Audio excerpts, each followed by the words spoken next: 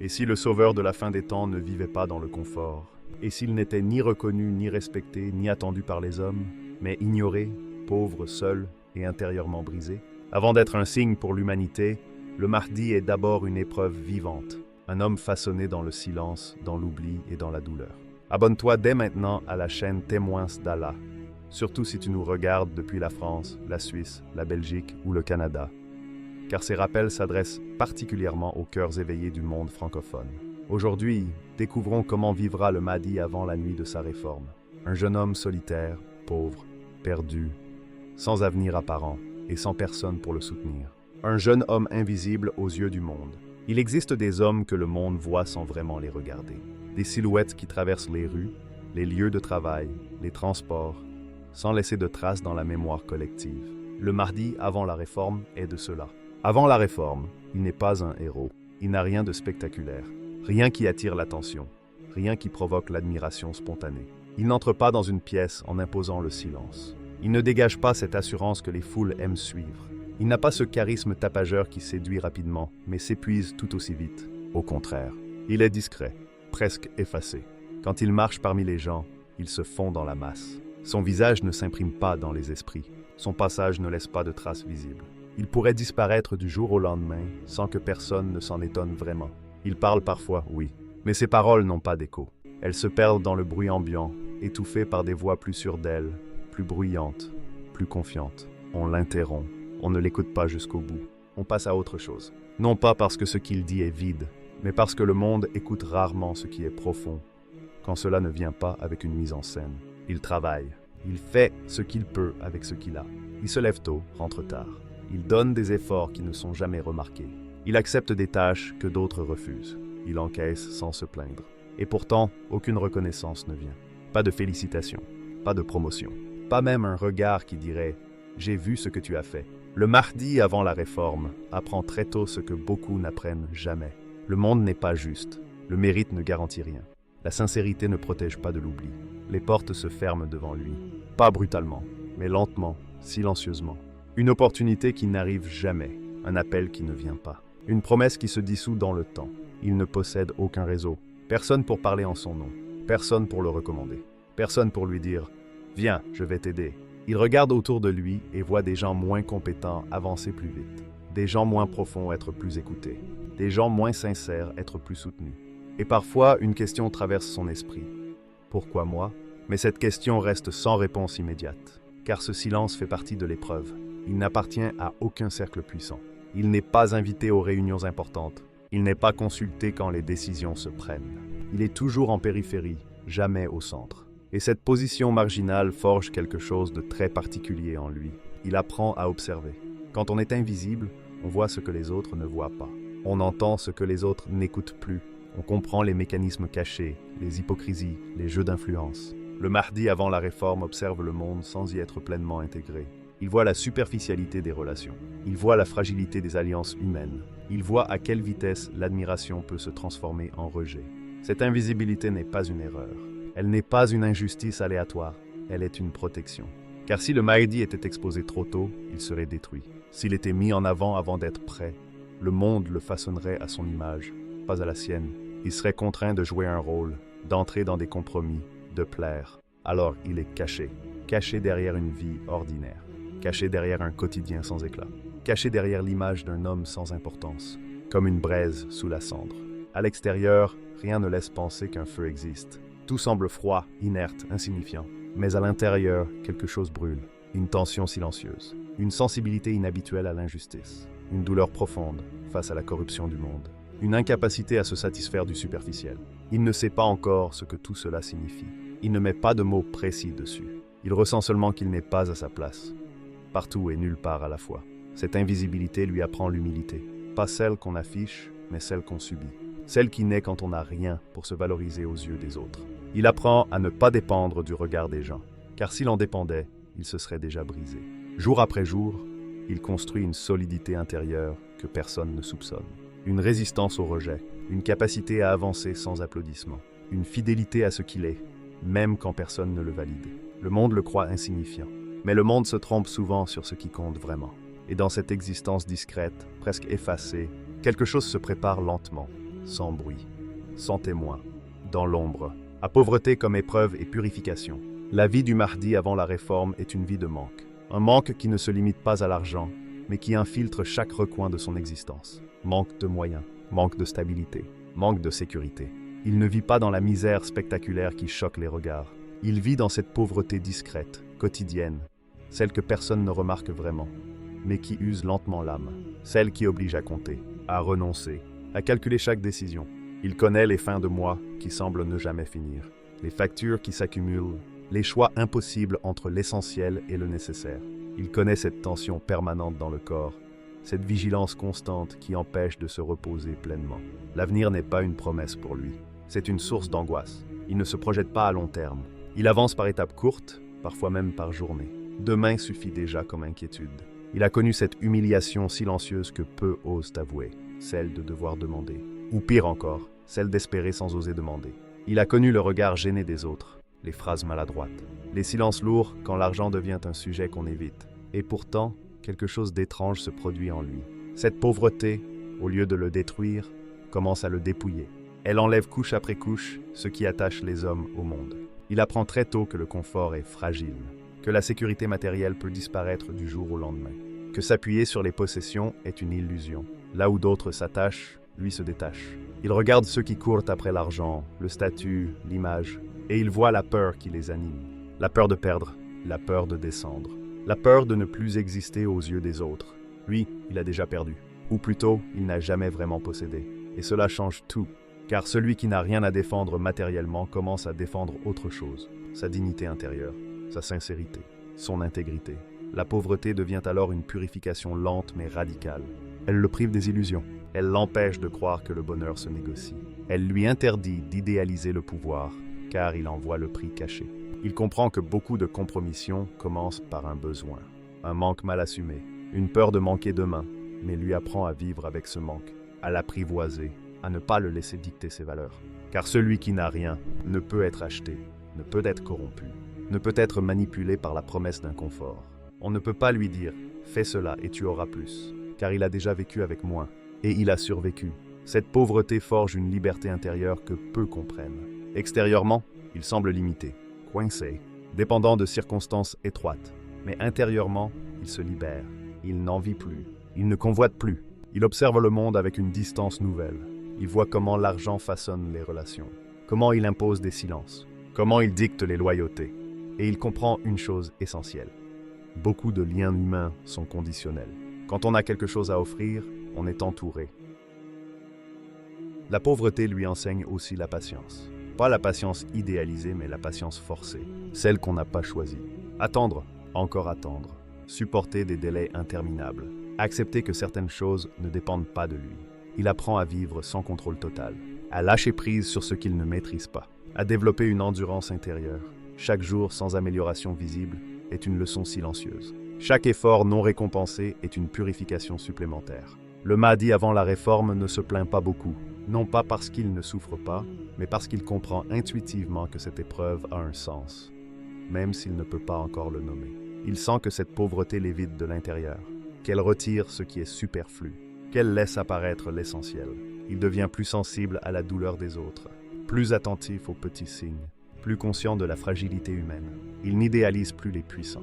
Il n'admire plus les réussites éclatantes. Il voit ce que beaucoup cachent derrière leur façade. La pauvreté l'a obligé à regarder la réalité sans filtre. Et même si extérieurement, il semble prisonnier de conditions difficiles, intérieurement, il développe une souveraineté rare. Il n'est pas impressionné. Il n'est pas ébloui. Il n'est pas intimidé par les apparences. Car celui qui a appris à vivre sans apprend aussi à ne pas se vendre.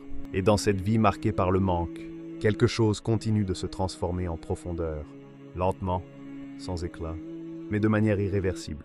La solitude profonde, aucun soutien humain. Avant la réforme, le Mahdi est seul. Pas une solitude passagère, pas un simple moment d'isolement. Une solitude enracinée, persistante, presque structurelle. Une solitude qui ne disparaît pas même lorsqu'il est entouré. Il peut être au milieu des gens, dans une pièce remplie de voix, de rires, de mouvements, et pourtant ressentir un vide écrasant. Comme s'il existait derrière une vitre invisible, séparé des autres par quelque chose qu'il ne parvient pas à nommer.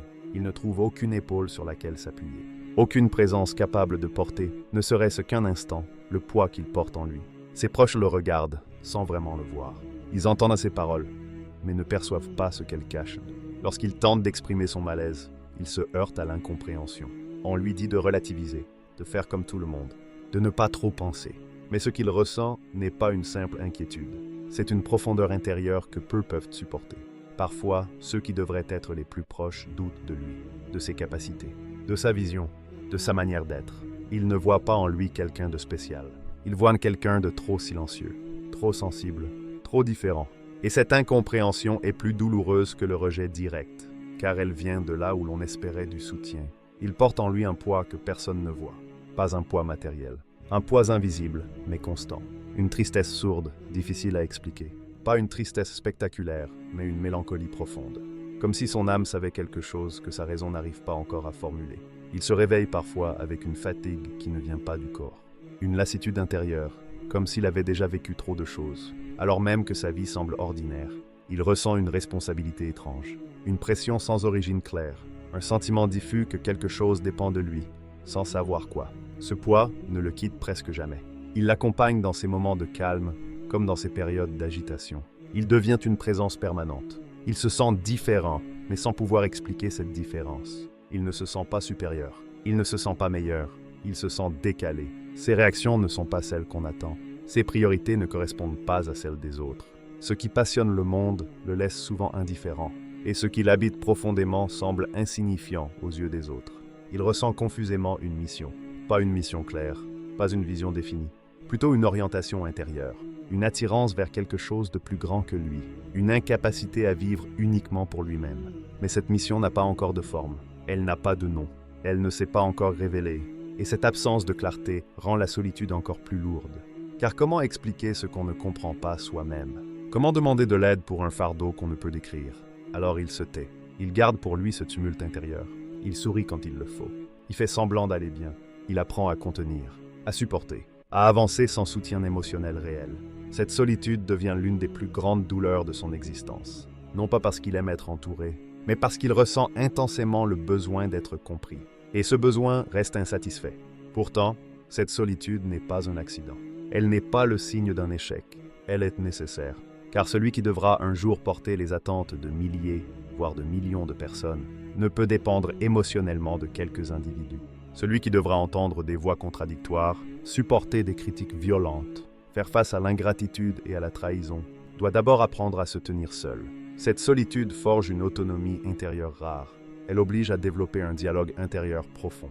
Elle pousse à chercher des réponses au-delà du regard des autres.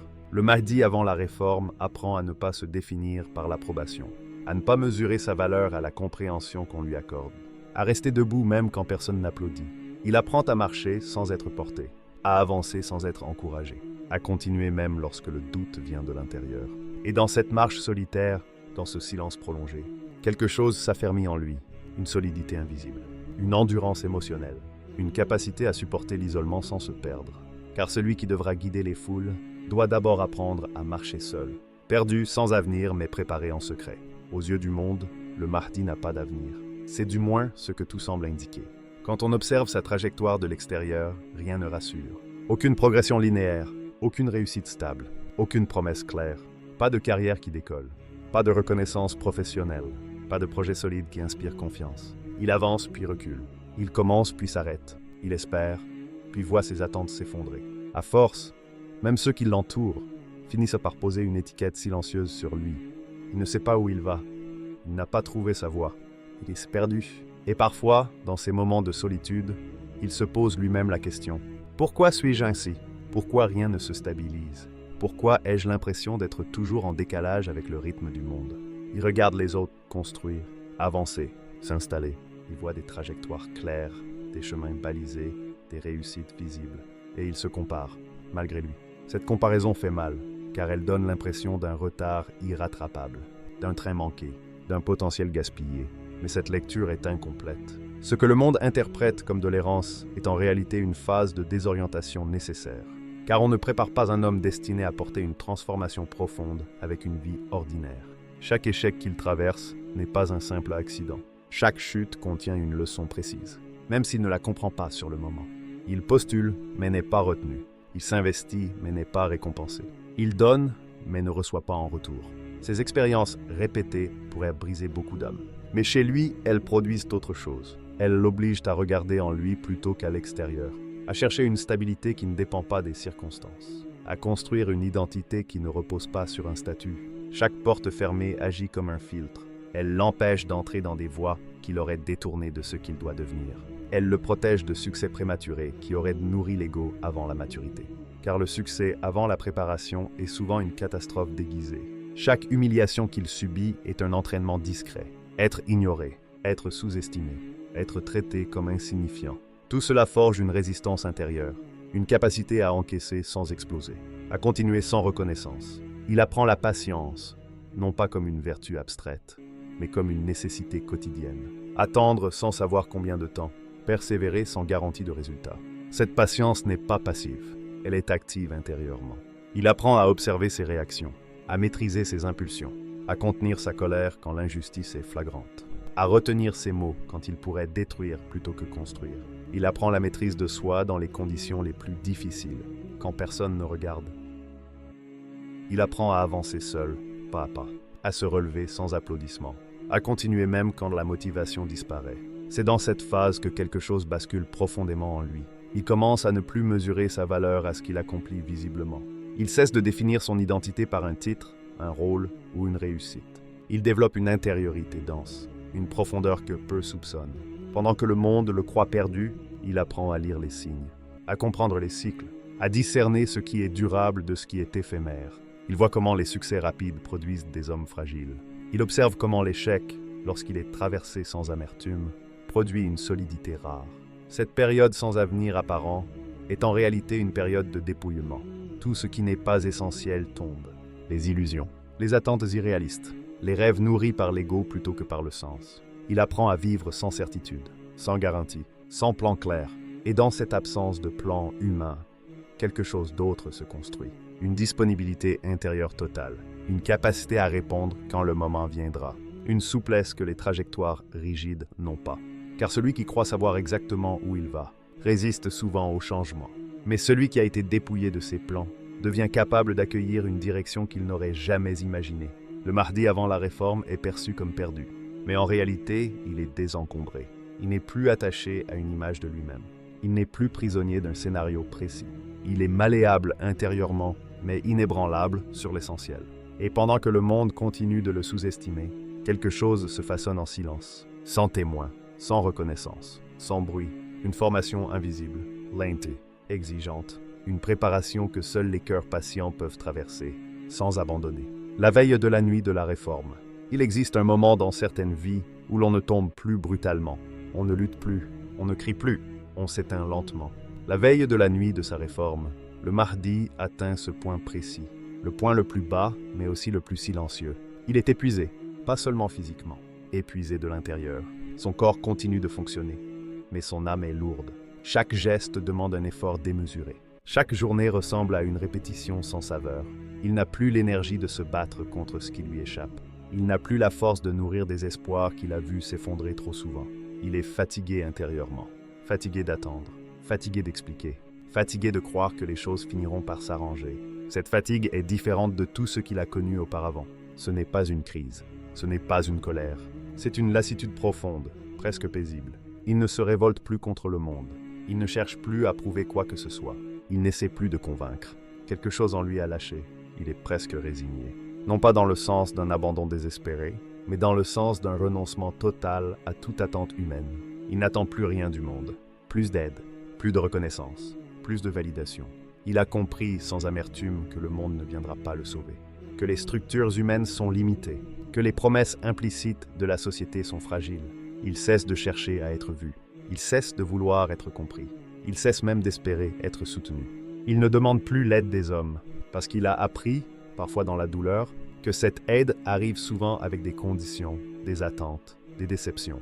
À ce stade, il n'est plus dans la plainte. Il n'est plus dans la révolte. Il est dans un silence intérieur absolu, un silence où même les questions se taisent. Pourquoi moi? Pourquoi cette vie? Pourquoi ce chemin? Ces questions ne le tourmentent plus. Elles se sont épuisées d'elles-mêmes. Il accepte de ne pas comprendre. Et c'est précisément là que se situe le basculement. Pas dans une explosion, pas dans un événement spectaculaire, mais dans un vide total, Quand tout espoir humain disparaît, quand il n'y a plus rien à attendre des hommes, quelque chose devient possible. Car tant que l'homme espère encore en ses propres plans, tant qu'il s'accroche à une solution humaine, il reste attaché à ce qu'il connaît. Mais lorsque même cet attachement se dissout, l'espace intérieur se libère.